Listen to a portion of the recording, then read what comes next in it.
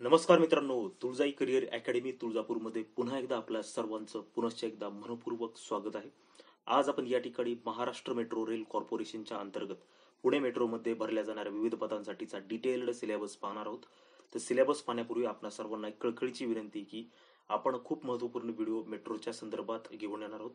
तर ते video आपल्याचे miss होऊ नयेत म्हणून आपण आपल्या चॅनलला सबस्क्राईब करावं. त्याचबरोबर सबस्क्राईब नावाच्या पुढची नोटिफिकेशनची बेल आयकॉन प्रेस करा. तर मित्रांनो, आज आपण जे सिलेबस पाहणार आहोत ते असेल computer based test for Maha Metro examination. तर त्यातील पार्ट 1 आणि पार्ट 2 यासाठी डिटेल्स मध्ये पाहणार आहोत. आणि पार्ट 3 जो डोमेन रिलेटेड आहे त्याचा आज फक्त ओव्हरव्ह्यू असेल ऑल ब्रँचेससाठी, आणि प्रत्येक ब्रँचसाठी सेपरेट व्हिडिओ पुढील भागामध्ये येईल. डिटेल्ड सिलेबसच्या सिरीजमध्येच असेल. फक्त आजचा व्हिडिओ हा डिटेलमध्ये पार्ट 1 आणि पार्ट 2 साठी आहे, आणि त्यामध्ये पार्ट 3 देखील डिस्कस केलेला आहे. आपण मिस करायचं नाही. त्याच्यामध्ये कुठले कुठले विषय कुठल्या डिपार्टमेंटला असतील ते आपण डिस्कस करण्याचा प्रयत्न केला. डिटेलमध्ये मग ते मेकॅनिकल असेल, सिव्हिलमध्ये असेल, कॉम्प्युटर, IT, इतर कुठल्याही ब्रँचेस असेल, त्या प्रत्येक ब्रँचसाठी सेपरेट व्हिडिओ डिटेल्ड सिलेबसच्या फॉर्ममध्ये आपण घेणार आहोत. तर आजच्या या व्हिडिओमध्ये मेकॅनिकल सिव्हिल ITचा डिटेल्ड टायटल्स वाईज सिलेबस आपण डिस्कस करणार आहोत. पण टायटलच्या अंडर कुठले कुठले पार्ट कव्हर करायचे त्यासाठी सेपरेट डिटेल्ड सिलेबसचा व्हिडिओ येणार आहे, याची नोंद घ्यायची आहे. तर आपल्याला या व्हिडिओचा फायदा व्हावा म्हणून आपण विनंती करतो की आपण पुन्हा एकदा याची नोंद घ्यायची आहे की आपण हा व्हिडिओ पूर्ण पाहायचा आहे. त्याचबरोबर आणखी एकदा सांगतो की जर सबस्क्राईब केलं नसेल तर हे सबस्क्राईब नावाचं बटन प्रेस करा, कारण येणारे व्हिडिओ आपल्याला पाहायला मिळतील. चला आपल्या मुख्य विषयाला सुरुवात करूया. महामेट्रो वॅकन्सीचा डिटेल्ड सिलेबस आज आपण, जसं की मी सांगितलं, पार्ट 1 आणि पार्ट 2 साठी डिटेल्ड असेल आणि पार्ट 3 चा केवळ ओव्हरव्ह्यू असेल. पण तर आपण पाहिलं तर कळेल की बऱ्याच अनुषंगानं पार्ट 3 देखील कव्हर केलाय. पण प्रत्येक ब्रँचसाठी सेपरेट व्हिडिओ घेऊन येण्याचा विचार केला, आणि मेकॅनिकल, सिव्हिल, इलेक्ट्रॉनिक्स, IT यासाठी प्रत्येक ब्रँचसाठी सेपरेट व्हिडिओ येणार आहे, याची नोंद घ्यायची आहे. तर चला, पार्ट 1 मध्ये काय सिलेबस, CBT साठी हा सिलेबस आहे. त्याचा पार्ट 1 आहे Marathi language. Number of questions 15 आणि गुण आहेत 15. तर त्याच्यामध्ये सिलेबसचे कंटेंट कोणकोणते आहेत पहा. आर्टिकल्स, ज्याला आपण मराठीत उपपद म्हणतो, इंग्रजीत A आणि D, त्याला फिल इन द ब्लँक्स, जागा भरा, गळलेल्या जागा भरा. वोकॅब्युलरी, शब्दसंग्रह, वोकॅब्युलरी अर्थात शब्दसंग्रह. सेंटेन्स रिअरेंजमेंट, वाक्य पुनर्रचना, वाक्य पुनर्रचना.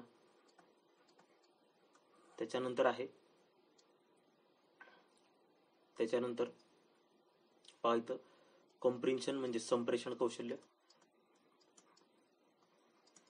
संप्रेषण कौशल्य. याचा अर्थ काय की तुमचं वाचन कौशल्य त्यातून कळून. ॲडव्हर्ब, त्याच्यानंतर आहे एरर करेक्शन, त्याच्यानंतर आहे टेन्सेस, त्याच्यानंतर आहे अनसीन पॅसेजेस, त्याच्यानंतर आहे वर्ब, त्याच्यानंतर ॲडम्स अँड फ्रेजेस, त्याच्यानंतर आहे सब्जेक्ट वर्ब ॲग्रीमेंट, नंतर अँटोनिम्स, सिनोनिम्स आणि ग्रामर. आता नोंद घ्यायची आहे, ग्रामर हे जे दिलेलं आहे ॲडव्हर्ब म्हणजेच क्रियाविशेषण, त्याचबरोबर इथं दिलेलं आहे वर्ब हे काय शब्दांच्या जाती आहेत. तर शब्दांच्या जाती कंपल्सरी असणार आहेत, याची नोंद घ्यायची आहे. हा सिलेबस मेट्रो रिलेटेड आहे. मागे एकदा नागपूर मेट्रोची एक्झाम झाली होती, त्या मेट्रोच्या अनुषंगाने हा सिलेबस मी तिथून इंग्रजीतला कॉपी केलाय. कारण इंग्रजीत का लिहिलाय याचा अर्थ की याला बाहेरचे विद्यार्थी अप्लाय असल्यामुळे त्यांचा काही आग्रह आहे की त्यांना समजावं मराठी, म्हणून ते मराठी समजण्यास थोडंसं हार्ड जातं, त्यामुळे ते ग्रामर इंग्रजीमध्ये दिलंय. तर त्यांना प्रिपेअर करताना मराठीतच करावं लागणार आहे. शक्यतो महाराष्ट्रातील विद्यार्थी या कॉम्पिटिशनमध्ये टॉपला असेल, कारण मराठी इथं कंपल्सरी आहे. शब्दांच्या जातीमध्ये नाम, सर्वनाम, विशेषण, क्रियापद हे तर असणारच आहेत. नाम, सर्वनाम, विशेषण, क्रियापद.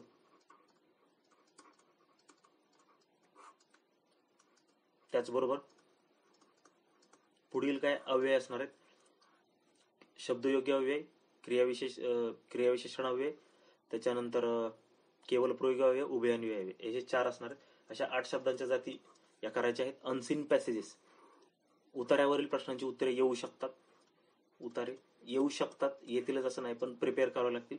ॲडम्स अँड फ्रेजेस, म्हणे आणि वाक्प्रचार, वर्ब क्रियापद, सब्जेक्ट वर्ब ॲग्रीमेंट, अँटोनिम्स म्हणजे विरुद्धार्थी शब्द, सिनोनिम्स म्हणजे समानार्थी शब्द, ग्रामर अर्थात व्याकरण, हा व्याकरणाचाच भाग पाहतो आपण. टेन्सेस, काळ, भूतकाळ, वर्तमान काळ आणि भविष्यकाळ हा देखील येणार आहे. एरर करेक्शन म्हणजे चुकांची दुरुस्ती. तर यातील समरी सांगायची झाली तर महत्वाचा असा भाग म्हणलं तर शब्दांच्या जाती कंपल्सरी कराव्या लागतील. त्याच्यानंतर समानार्थी शब्द, विरुद्धार्थी शब्द हे येतील, ग्रामर येते, मणिवार्क प्रचारक येतात आणि काळ एक येतात. ह्या सर्व गोष्टी महत्वाच्या आहेत. बाकीच्या गोष्टी देखील येतात, पण आता मी ज्या सांगितल्या त्या सर्व महत्वाच्या आहेत. तर मराठी व्याकरणसाठी आणखी एक सजेशन देतो.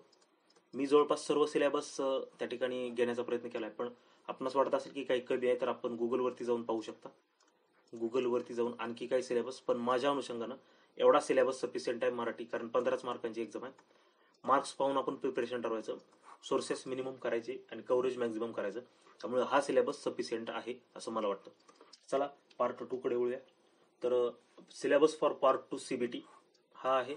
जनरल अवेअरनेस त्यातला सब बीट आहे, सपोज ए. लॉजिकल एबिलिटी बी आहे समजा, आणि क्वांटिटेटिव्ह अप्टिट्यूड सी आहे. तर त्यातला ए जो पार्ट आहे जनरल अवेअरनेस तो पाहूया. तर पूर्वी पार्ट 2 ला वेटेज किती आहे, तर नंबर ऑफ क्वेश्चन्स आहे 35, मार्क्स आहेत 35.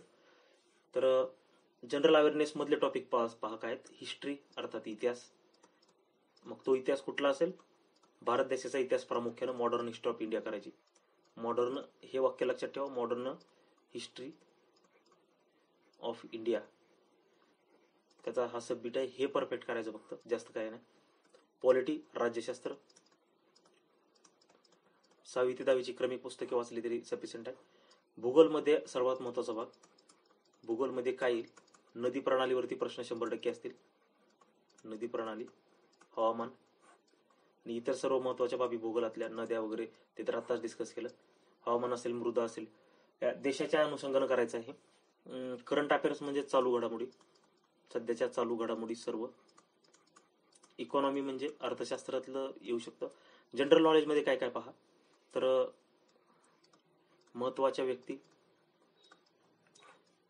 तिथं जर आहेच इम्पॉर्टंट पर्सन, महत्वाच्या व्यक्ती आपण दिलेला आहे.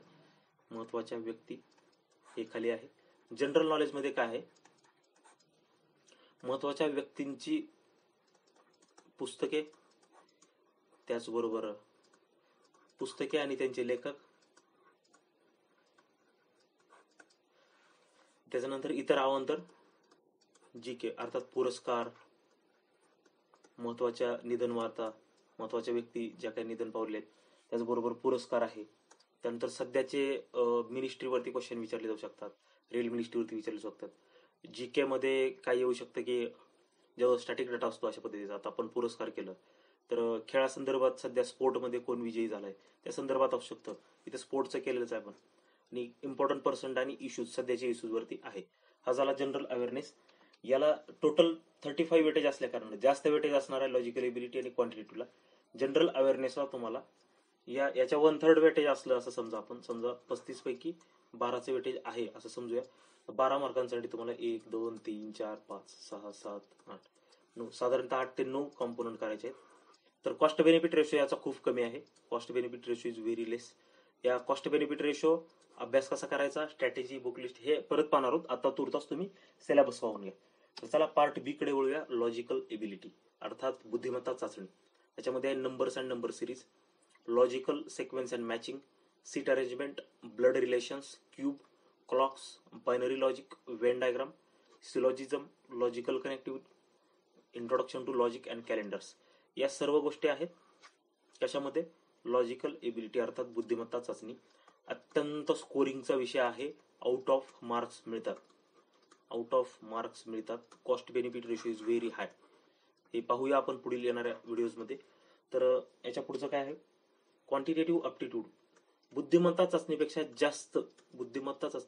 जास्त आउट ऑफ स्कोर देणारा. कदाचित बुद्धिमत्ता चाचणीमध्ये चुकण्याची शक्यता आहे, याच्यामध्ये मात्र आउट ऑफ फिक्स तुम्ही घेऊ शकता. त्याचबरोबर इंटरेस्टिंग आहे कारण हा गणितीय कॉम्पोनंट आहे. क्वांटिटेटिव्ह अप्टिट्यूड गणित आहे. माझं वैयक्तिक म्हणाल तर फेवरेट आणि माझा सगळ्यात परफेक्ट सब्जेक्ट आहे.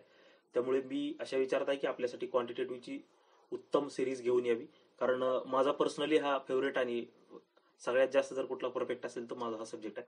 तर त्याच्यामध्ये सिलेबस पाहूया. Time and distance, profit and loss, mixtures and alligation, simplification, simple interest and compound interest, surds and indices, work and time, average, mensuration, cylinder cone sphere, त्यानंतर data interpretation, ratio and proportion, percentage, number system, sequence and series, permutation, combination and reality. हा प्रश्न खूप जणांना सतावत असतो, हा देखील महत्वाचा आहे, आपण घेऊया आपल्याला वेळ मिळाला तर. Simplification, linear equation, percentage, quadratic equation, problems on edges, number series, time and work, data sufficiency, profit and loss. तर हा सर्व सिलेबस जरी केला तरी खूप सफिशियंट आहे, जास्त काय करायची गरज नाही. एवढा जरी केला तरी आपलं क्वांटिटेटिव्ह परफेक्ट होऊन जाईल. आता आपल्या पार्ट 3 कडे वळूया. त्याच्यामध्ये आहे knowledge of discipline, trade, domain. म्हणजे तुम्ही इंजिनिअरिंगला किंवा डिप्लोमाला असताना जे नॉलेज घेतले त्यावरती. आता एक गोष्ट लक्षात घ्या, आपल्या निम्म्या पोस्ट म्हणजे काही पोस्ट या डिप्लोमावरती आहेत आणि काही पोस्ट या इंजिनिअरिंगवरती आहेत. म्हणून आजच्या व्हिडिओमध्ये आपण डिटेलमध्ये जाणार आहोत पार्ट 3 साठी. आपण पार्ट 1 आणि 2 साठी डिटेल पाहिलं, पण पार्ट 3 साठी फक्त आपण टायटल वाईज पाहणार आहोत. याचं कारण असं की डिप्लोमाचे कंटेंट वेगळे आहेत, इंजिनिअरिंगचे वेगळे आहेत. फॉर एक्झाम्पल, इंजिनिअरिंगला स्लोप अँड डिफ्लेक्शन आहे सॉम मध्ये, मेकॅनिकलचा विचार केला तर, आणि डिप्लोमाला ते नाही आहे. MSBT मध्ये चेक केलं मी. तर अशा पद्धतीनं काही कॉम्पोनंट आहेत की ते डिप्लोमाला नाहीत, इंजिनिअरिंगला आहेत. त्याचबरोबर लेवल ऑफ डिफिकल्टी डिफरंट आहे. त्यामुळे डिप्लोमासाठी व्हिडिओज वेगळे असतील, इंजिनिअरिंगसाठी डिटेल्ड सिलेबस वेगळा असेल. फक्त पार्ट 3 साठी पार्ट 1 पार्ट 2 तर सेमच असेल, फक्त डिफिकल्टी लेवल वेगळे आहे. पार्ट 3 चा सिलेबस काय आहे सध्या ओव्हरव्ह्यू घेऊन पाहूया ढोबळमानानं. तर मेकॅनिकल इंजिनिअरिंगला आहे अप्लाइड मेकॅनिक्स. त्यानंतर अप्लाइड मेकॅनिक्स हा कोर आहे, त्यातला पहिला सब्जेक्ट आहे. सॉरी, इथं टायटल लिहायला पाहिजे होतं. मेकॅनिक्स, अप्लाइड मेकॅनिक्स पहिला सब्जेक्ट आहे. त्याच्यामध्ये स्ट्रेंथ ऑफ मटेरियल तिसरा आहे fluid mechanics and machinery. Thermal engineering आहे, थिअरी ऑफ मशीन्स आहे, मेकॅनिकल टेक्नॉलॉजी आहे, पॉवर इंजिनिअरिंग आहे, मेजरमेंट अँड मेट्रोलॉजी आहे, कॅड कॅम CIM आहे. त्यानंतर industrial engineering and enterprise, resource planning आहे, रेफ्रिजरेशन अँड एअर कंडिशनिंग आहे, manufacturing planning and control. Me mechanical engineer असल्यामुळे पहिल्यांदा मेकॅनिकल घेतलाय, प्लस मला मेकॅनिकलची माहिती असण्याची त्या ठिकाणी साहजिकताच आहे, कारण मी मेकॅनिकल मधून डिप्लोमा पण केला आहे प्लस BE पण केलेली आहे. पण बाकीच्या ब्रँचचा डिटेलमध्ये माहित नाही. मी इंटरनेटचा आधार घेऊन काढलाय. मेकॅनिकलमध्ये मात्र मी स्वतः रिसर्च केलाय, पण बाकीच्या ब्रँच मी शिकलेल्या नसल्या कारणाने दुसऱ्या वेबसाईटचा आधार घेऊन त्या ठिकाणी हे केलेलं आहे. त्यामध्ये खरं सांगण्यामध्ये काही वाव ठरणार नाही. तर मेकॅनिकलमध्ये मात्र मी स्वतः रिअरेंजमेंट वगैरे करून टाकलेलं आहे. तर बाकीच्या विषयांचे मला ज्यावेळेस मित्र भेटतील त्यामध्ये पासआउट, आता सिव्हिल इंजिनिअरिंगचा आहे एक मित्र, दुसऱ्या फॅकल्टी ज्यावेळी येतील त्यांना मी रिक्वेस्ट करेन की तुम्ही इतर ब्रँचेससाठी पण बनवा व्हिडिओ, किंवा त्यांच्याकडून मी सिलेबस घेईन आणि मी स्वतः व्हिडिओ बनवेन. तर आता मेकॅनिकलसाठी हे जे कंपोनंट आहेत 1 2 3 4 5 6 7 हे असले पाहिजेत हाय वेटेज झोनमध्ये, HWZ. आणि हे जे आहेत ते लो वेटेज झोनमध्ये. कारण आतापर्यंत मी जी RTO वगैरे एक्झाम दिली त्याच्यामध्ये कुठलीही एक्झाम द्या, हे जे कंपोनंट आहेत ते जास्त मार्कांसाठी आहेत, कारण ते कोर मेकॅनिकल आहेत. हे देखील कोर आहेत, पण हे नव्याने ऍड केले आहेत कॅड कॅम वगैरे. तर हे सबबिट आहेत असं समजूया. दोन्हीलाही तितकंच महत्व आहे, पण मार्क्सच्या बाबतीत विचार केला तर याला मार्क्स जास्त आहेत, याला याच्यापेक्षा कम्पॅरेटिव्हली मार्क कमी आहेत. त्यामुळे हे विषय हाय वेटेज झोन मध्ये ठेवले तर हरकत नाही. हे वेटेज थोडेसे या विषयाला अनुसरून थोडासा कमी टाइम दिला तरी हरकत नाही. शक्यतो सगळं कव्हर केलं तर चांगलंच, पण जास्त लक्ष तुमचं या विषयांवरती पाहिजे. तर याच्यामध्ये काय बदल असतील, काही विषय इकडले इकडे येतील, इकडे इकडे आपण पुढील येत्या काळामध्ये चर्चा करूया, त्याची काळजी करू नका. तूर्त तुम्ही हे सगळे विषय महत्वाचे आहेत असं समजा. ओके, सांगण्याचा उद्देश इतकाच की मेकॅनिकलचा सिलेबस काय असेल याबद्दल कन्फ्युजन होतं, त्यामुळे मी घेऊन येत आहे. आता आहे सिव्हिल इंजिनिअरिंग, त्यात आहे steel structures engineering mechanics, solid mechanics, structural analysis, construction materials and management, concrete structures, fluid mechanics, geotechnical engineering, foundation engineering, water resource engineering, surveying, hydraulics, transportation engineering, irrigation, hydrology and environmental engineering.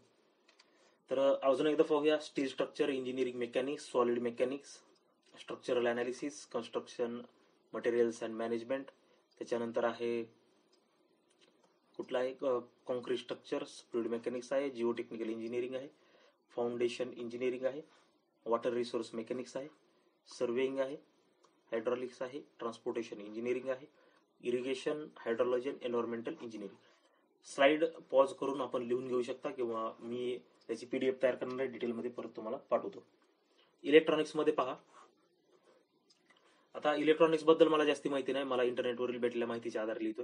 तुम्ही त्यात गुगलवरती जाऊन search करू शकता, किंवा येत्या काळामध्ये मी इलेक्ट्रॉनिक्सचे expert मित्र भेटल्यानंतर त्यांच्याकडून माहिती काढून व्यवस्थित व्हिडिओ बनवेल.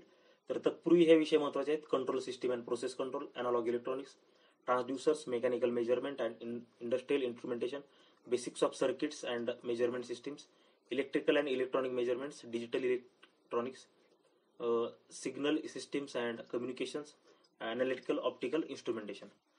आता पुढं आहे इलेक्ट्रिकल इंजिनिअरिंग आहे.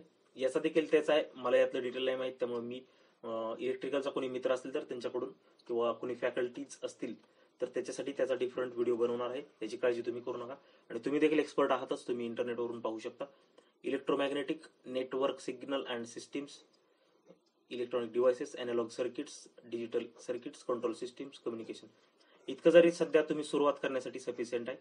तुम्हाला वाटलंच परत ऍड करायचं, तुम्ही दुसरे चॅप्टर करू शकता. इतकं सुद्धा सुरुवात करण्यासाठी सफिशियंट आहे.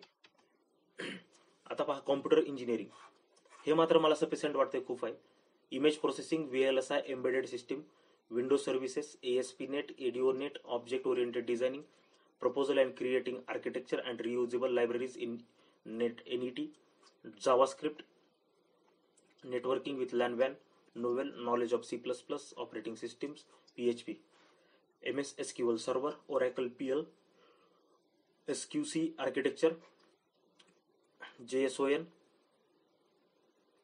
त्यानंतर आहे the query will be on added plus, grid computing distributed operating system. याच्यामध्ये काही थोडंसं पार्ट खालीवरी झालेलं आहे. हे करत असताना याची नोंद घ्यायची आहे. माझ्याकडून इथं काहीतरी डॉट पडल्यामुळे याचा कंटिन्यू पार्ट आहे की दुसरा आहे थोडंसं कळलं, तुम्ही त्या ठिकाणी समजून घ्या.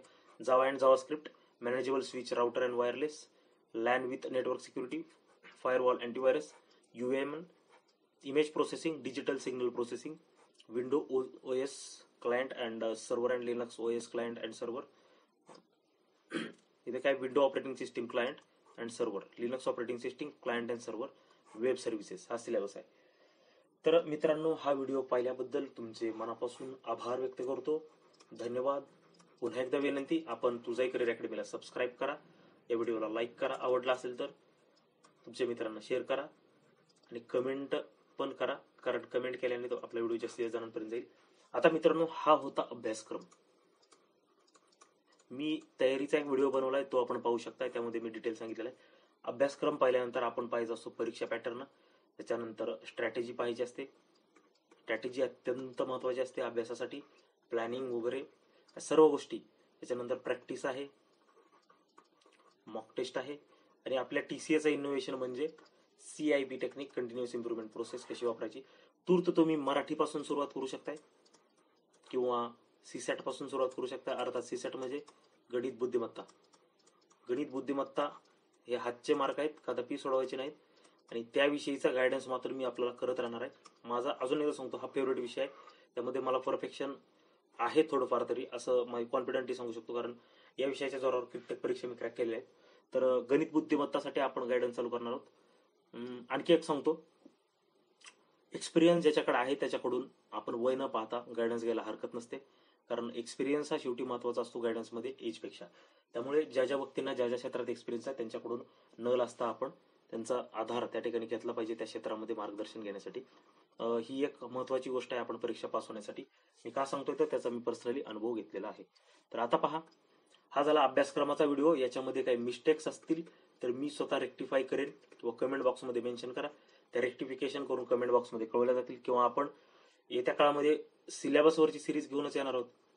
पहिल्यांदा असेल डिटेल सिलेबस इन मेकॅनिकल, परत सिव्हिल असेल, परत इलेक्ट्रॉनिक्स असेल, परत इलेक्ट्रिकल असेल, आणि परत IT. या 5 ब्रँचसाठी डिटेल्समध्ये सिरीज 5 सिलेबसची सिरीज घेऊन येणार आहोत. या व्हिडिओमध्ये खूपच लेंदी झाला असतं, म्हणून आपण फक्त पार्ट 1 आणि पार्ट 2 साठी आणलेली आहे. एवढा जरी सिलेबस आपण केला तर खूप सफिशियंट आहे, कारण तुम्हाला 150 मार्क आहेत. मराठीला 15 आहेत, त्यातला दुसरा पेपर जो आहे CSAT वगैरे GSला त्यातला 35 आणि याला 100 आहेत. या 100 मार्कांसाठी तुम्ही इतकं सगळं करत बसलात तरी वेळ पूर्ण नाही. त्यामुळे हे जरी व्यवस्थित केलं तरी चालेल. हा सिलेबस सुद्धा सफिशियंट आहे. त्याच्यामध्ये ऍड करावा असं तुम्हाला वाटत असेल, मी मेकॅनिकल विषयी बोलतो, तुम्ही बाकीच्या ब्रँचमध्ये तुम्हाला जर सफिशियंट वाटत नसेल तर तुम्ही ऍड करू शकताय. आणखी एक गोष्ट क्लिअर करू इच्छितो की हा सिलेबस फक्त ओव्हरव्ह्यू घेतलेला आहे मी टेक्निकलचा डिटेल सिलेबस नाही. हा फक्त पार्ट 1 आणि पार्ट 2 चा डिटेल सिलेबस आहे. टेक्निकलमध्ये फक्त ओव्हरव्ह्यू आहे, त्याच्यामध्ये एडिशन करून इम्प्रुव्हमेंट करून पुढचे व्हिडिओज घेऊन येणार आहे, याची नोंद घ्यायची आहे. तरी आपण हा व्हिडिओ पाहिल्याबद्दल पुन्हा एकदा धन्यवाद व्यक्त करतो. जय हिंद.